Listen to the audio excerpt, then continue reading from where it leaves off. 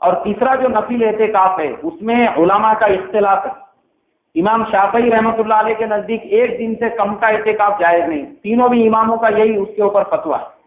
لیکن چونکہ ہمارے امام صاحب کا بھی فتویٰ اسی کے اوپر ہے، امام ابو حنیفہ رحمۃ اللہ علیہ کا، کہ 1 دن سے کم کا کوئی کیا نہیں کر سکتا، مگر ان کے ایک شاگرد ہیں امام محمد، ان کا فتویٰ اس کے اوپر ہے کہ نفل اعتکاف کوئی آدمی 1 گھنٹے کا بھی کر سکتا ہے، اور جتنی دیر مسجد میں آ گیا اتنی دیر کا بھی کر سکتا ہے. مسجد میں آتے وقت اگر اس نے نیت کیا بسم اللہ دخلت علیہ توکلت ونویت سنت الاعتکاف، تو وہ قائم میں داخل ہو گیا، اعتکاف میں داخل ہو گیا.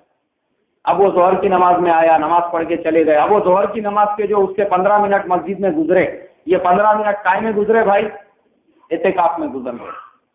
جتنی دیر مسجد میں آیا وہ اتنی دیر اس کی قائم میں شمار ہوں گے اعتکاف میں. تو امام محمد کے نزدیک جو ہے نفل اعتکاف بھی کتنی بھی دیر کا جائز ہے. اس کے لیے علماء فرماتے ہیں کہ مسجد میں آتے وقت 5 سنتیں ہیں، اس پہ عمل کرنا چاہیے.